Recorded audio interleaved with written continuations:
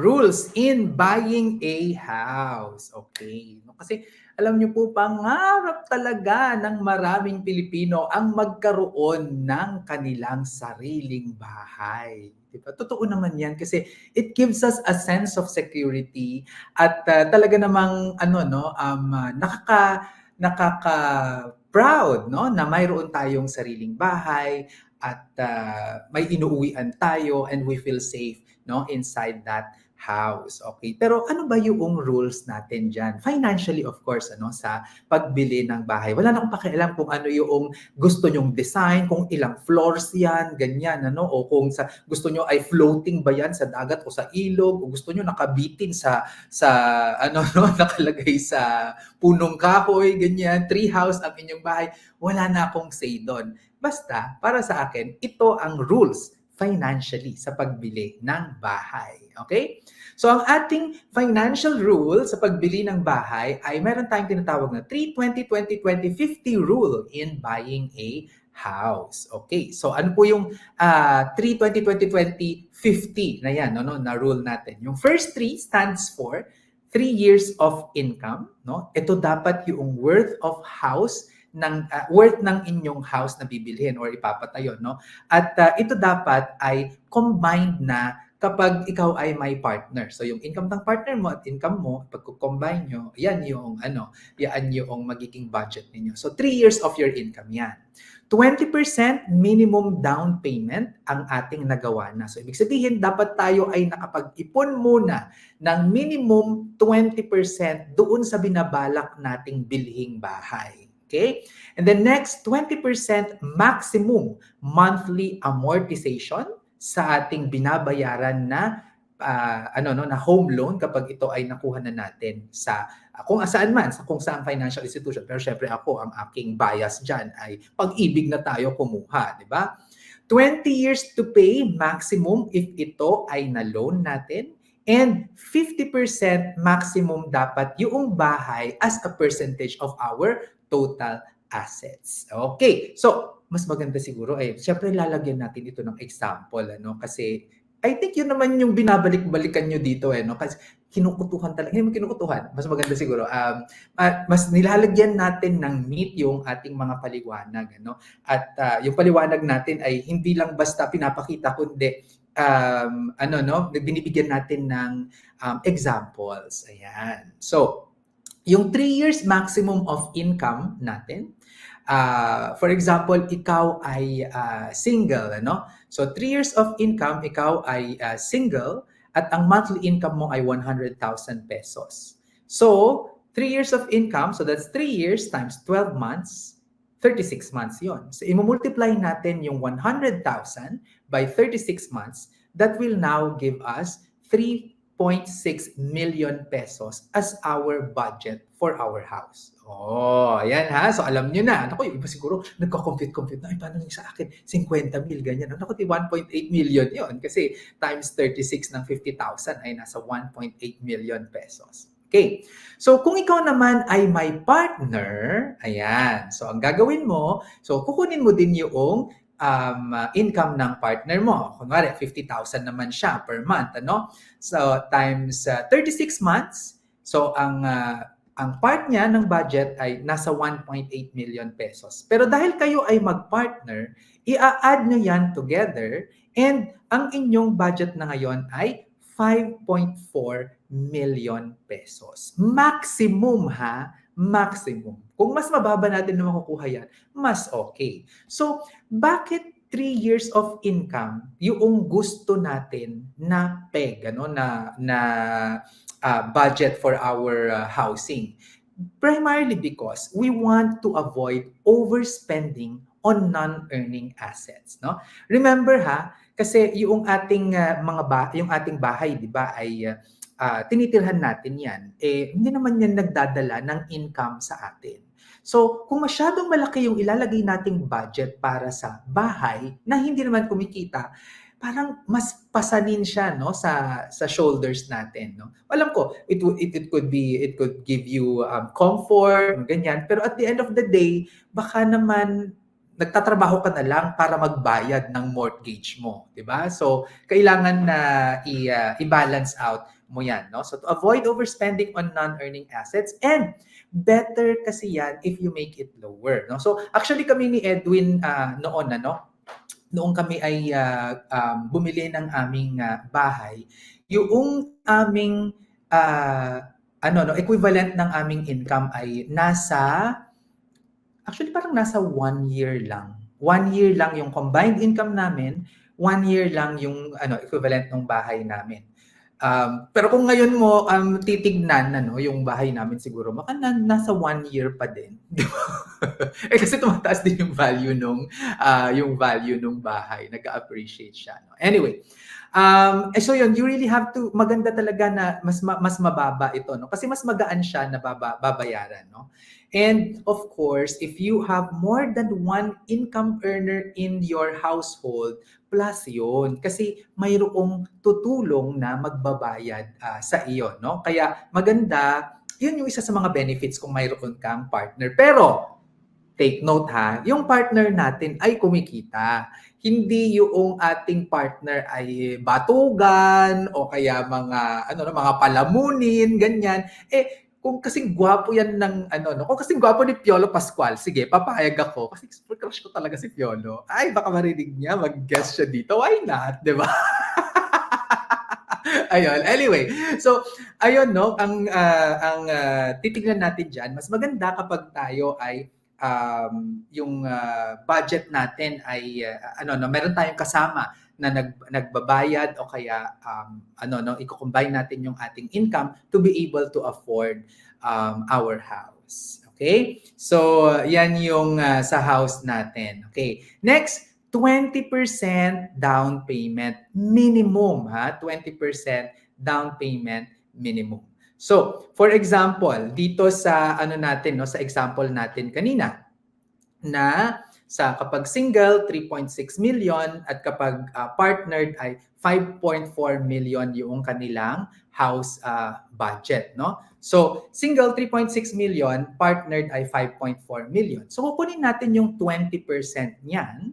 So, pag tayo ay single, ang iipunin dapat natin na down payment ay equivalent sa 720,000 pesos. Okay? So, kahit na kunwari, inad mo na, tinignan mo ng income mo, 3.6 million yung kaya pala according to the guidelines of Surveillance. Pwede ka na bang bumili agad ng bahay? Hindi pa.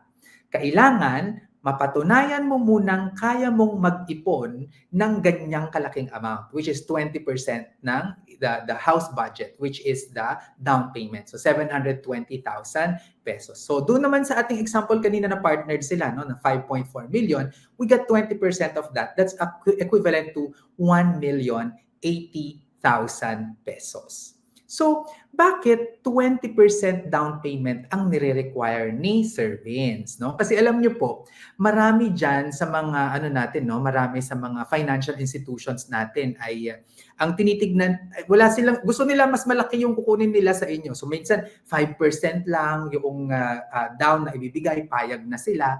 Kasi 95% yung uutangin mo, di mas kikita sila sa'yo, di ba? O ikaw naman, wala kang control at parang gusto mo magkaroon na agad-agad, ayan. Kaya kinagat mo naman siya, di ba? So, yon. Bakit nga ba? Bakit 20% yung down payment na gusto ko? Because sa totoo lang po talaga, the first thing that I want to happen is ma-prove mo muna sa sarili mo that you have the ability to save a significant amount of money. At hindi biro yun ha, kahit na kumikita ka ng 100,000 pesos dito sa example natin kanina, 100,000 pesos per month. So 720,000 yan. Kahit na i-save mo pa yan ng isang 100,000 per month, 7 months yon. At mahirap yon, Pero mamaya ipapakita ko kung paano natin siya masisave, Kapag partnered naman tayo, ayun, 1,080,000 dun sa example natin kanina, So, kailangan talaga ma-prove muna natin na kaya nating mag-ipon ng malaking amount of money bago tayo pumasok sa pangungutang. Kasi marami ang mga nate-tempt na uutang na agad kasi sa totoo lang, mas madaling mangutang kaysa mag-ipon, no? Kaya lang, para sa akin, no? Pero sa pagdating na sa pagbabayad, mas madaling mag-ipon kaysa sa magbayad ka na ng utang. And I will show it to you later, no? So, 20% ang down payment yung nire-require ko para ma-reduce din yung ating debt burden. Which means, hindi na tayo mangungutang ng whole amount or a larger portion amount of the house budget. No? So, 80% na lang yung uutangin natin. So, kung mas kaya pa nating pababain yan, the better. No? So, yun yung gagawin natin. And, sa totoo lang, ang isa din na gusto kong mangyari kasi dyan ay mag-practice ninyo, no, quote-unquote, ma-practice natin yung pagbabayad ng monthly amortization through savings first dito sa down payment na ginagawa natin. So, napapractice mo na siya na, ganito pala yung pakiramdam kapag nagbabayad ka na, no, ng amortization mo. So, ang iisipin mo, pag nag-iipon ka ng down payment mo, yung every month na sinishell out mo, para kang nagbabayad na ng amortization mo. And that will give you a preview of what will happen kapag nandyan na yung bahay. Hindi ka na mag-a-adjust, di ba? Kasi sa totoo lang, kapag niloan mo na yan, no, more often than not, ay baka mas malaki pa yung kailangan mong i-shell out every month, no, for your mortgage compared to noong nag-iipon ka pa lang for your down payment. At naku, alam nyo ha, marami ang mga na kapag hindi nila natuloy, for example, yung pagbili nila ng bahay o kaya yung kanilang condominium dahil ang na-practice lang nila, ang pinakita sa kanila nung real estate company ay yung magaan na pagbabayad noong down payment. Pero pagdating na noong loan, kasi 95% na ng loan or 90% na ng property yung ilo-loan nila. Ang laki na kaagad, no, nung kanilang babayaran. At dahil di nila na itutuloy yun, ayun, no, na re-remata or hindi nila na itutuloy, ayan, pasalo-pasalo na ang nangyayari. Okay? Yung next natin sa ating 5-20-20-20-50 budgeting rule para sa ating bahay ay 20% maximum monthly amortization dapat. Ano? So doon sa ating example kanina na single at saka partnered. Ano? So ang monthly income ng single ay 100,000 at yung partner naman ay 50. So kung 20% yan, para doon sa single, 20,000 pesos, no, per month dapat yung kanyang maximum na babayaran na amortization. At yung sa partner naman niya ay 10,000. Kung partner siya, so 20,000 plus 10,000, 30,000 pesos. Maximum yung kanilang monthly amortization dapat.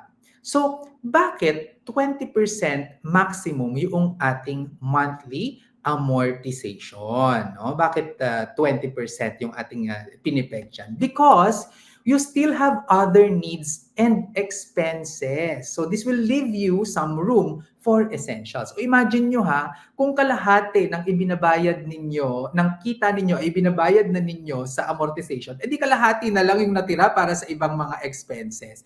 So hindi po yun healthy, no? Hindi po siya maganda. Kaya mas maganda na ilimit natin dyan. Now, ang pakiramdam din dapat ay hindi ka slave in paying off your house. Kasi nga, if it eat ups more than a fair share of your budget, parang yun na nga, slave ka na ng bahay. Ang ganda-ganda ng bahay mo, pero hindi ka naman rested kasi nga lagi kang puyat at lagi kang late umuwi. Hindi mo rin na-enjoy yung iyong bahay dahil nga kailangan mo magtrabaho para bayaran yung bahay. O, guys, nabubuhay tayo para pagaanin at pasayahin ang buhay natin, hindi para pabigatin, ha? So, tatandaan natin 'yan. Okay. So, and of course, kapag meron naman po tayong extra because malaki talaga yung kinikita natin, for example, or meron tayong unexpected or irregular income na dumating, ano? And na-meet na natin yung mga needs natin. Aba, nothing stops you from paying extra, no? Above the 20% monthly amortization para ma-accelerate yung payment mo at sa principal. Ano? Kasi pag gagawin mo yon, liliit yung principal, mapapababa yung term ng ating pagbabayad. Okay? Ang susunod naman po sa ating 5-20-20-20-50 housing rule ay 20 years maximum loan term. O kahit na narinig nyo na 30 years yung available doon sa pag-ibig, mas maganda na ang maximum natin ay 20 years po lamang. No? I remember kami ni Edwin ay nagpatayo ng aming bahay. We got a loan for, I think, for 10 years. Pero in 3 years, we were able to pay it. Taray, di ba? Kami na ang blessed, ganyan, di ba? Ayun. So, bakit 20 years yung ating peg sa pagkuha ng loan term kapag tayo ay kukuha na ng home loan natin? Because, of course, the shorter period to pay reduces interest expense. At ako magaling talaga, no? So, yung mga kapatid ko, ay tinutulungan ko yan, yung kapatid ko sa US actually, no? Ay 20 years yung kinuha niya na pagbabayad noong kanilang bahay. So 2004 niya yon kinuha. Tapos noong 2008, nagkaroon ng krisis sa Amerika, di ba? Binaba yung interest rate. Sabi ko kay ate, i-refinance na natin yung iyong housing loan. Ganyan. Ni-refinance niya. At yun na nga, napababa niya to 15, no? 15 years na lang yung kanyang pagbabayad ng kanyang loan. So, ang nangyari nun, mas mababa na yung interest na kanyang binabayaran. Okay? And with the loan term na mas maikli, kapag natapos mo na yan, it frees up budget for other needs, wants, or life goals. Kaya naman yung kapatid ko po ay dahil hindi na nga siya nagbabayad ng kanyang amortization sa bahay, ay nasa Italy po sila ngayong mag-asawa at nagse-celebrate ng kanyang 50th birthday. Happy birthday pala ate. Actually, last September pa yung kanyang birthday. No? At yung ating panghuli sa ating 2020-2050 housing budget rule ay 50% maximum of total assets. So, ibig sabihin, kapag binili na natin yung bahay at inilapat natin sa ating assets, hindi lalampas sa 50% yung kabuuan na bahagi nito sa total assets. No? So for example, yung ating gumawa tayo ng listahan ng assets, hindi pa siya nakakabili ng bahay. Meron siyang cash, for example, na 1.1 million, meron siyang MP2 na 2.5 million, tapos meron siyang car na 1 million pesos. So ito yung kanyang mga assets. So ang total niyan ay 4.6 million pesos. Ngayon, bumili siya ng bahay. So bumili siya ng bahay, nag-down siya ng 500,000 pesos. Tapos ang worth ng bahay ay 3 million. So nabawasan yung cash niya ng 500 to 600,000 na lang. Pero nagkaroon naman siya ng bahay na worth 3 million pesos. So pag titignan mo yan, 600 yung cash, MP2 2.5 million, car 1 million, house 3 million. So ang total assets na niya ay 7.1 million pesos. At kapag i-divide natin yung house na 3 million divided by the 7.1 million na total assets, ang lalabas ay 42%. So magka-qualify siya doon sa sinasabi ko na 50% maximum of total assets. Bakit naman natin gusto na malimit lang hanggang 50% ng total assets natin yung bahay na tinitirhan natin? The primary reason for this is because our house as a home, hindi po siya earning, non-earning siya, walang pumapasok na pera sa atin. So it's a non-earning asset. And for me, our goal really is to accumulate assets, more assets that are earning. So hindi ko sinasabi na hindi na pangit yung bahay, okay naman siya. Basta we make sure na at some point it becomes a very small part of our assets because non-earning nga siya, So sa amin ni Edwin ang portion ng aming bahay sa total assets namin is I think about 7.5% lang. Di ba? Kasi mas malaki doon ay ang aming mga earning assets. Okay? So, yun. Kaya 50% maximum of total assets, yung value ng bahay natin. So for example, dun sa ginawa natin kanina, no, yung partner na ang kaniyang pwedeng ang kaniyang pwedeng bilhin ay 5.4 million pesos. Pero kung bibilhin niya yung 5.4 million pesos tapos ipinasok na natin siya dito sa computation natin, no? So mukhang lalagpas na ng 50%. Kaya doon siya ngayon madadali, no? So hahanap siya ng mas affordable na house. Okay. Ngayon sabi naman ng iba siguro, ano ko naman Sir Vince, ang mga example mo naman ay pangmayaman masyado, 100,000 ang sinusweldo at saka milyon-milyon ang bahay. Eh andito lang po kami sa minimum wage. Paano po ba makakabili ng 1 million na bahay, Sir Vince, kapag kami po ay minimum wage earner lamang? Oh, ito na ha. So ang gagawin natin dyan, una ay pag-iisipan natin ang ating down payment. Ano? So, ang down payment natin dyan, so kung house value ay 1 million pesos, so 20% yung down payment natin. So, ang down payment amount natin ay 200,000 pesos. Okay? So, pag-iipunan natin ngayon dapat yung 200,000 pesos na yaan. So, yung 200,000 pesos, kung ito ay iipunin lang natin sa ATM na talaga naman, wala naman talagang kinikita, no, kapag ATM. So 0% interest yan, no? So at for 5 years nating pag-iipunan, so 5 years times 12 months, so 60 months yan, ang earnings natin zero pa rin kasi 0% interest nga kapag ATM, di ba? So ang savings effort is the same amount, 200,000. Kung i-divide natin yan by 60 months, which is the number of months na binabudget natin na iipunan natin yung 200,000 na yan, ang monthly savings na kailangan natin ay 3,333 pesos. Okay? Oh, so hindi yan yung magandang gawain para makapag diyan kasi wala man lang tayong katulong, ano. So ano pa yung maganda nating gawin diyan? So pwede tayong mag MP2, no? So yung MP2 natin, no? MP2 natin, no?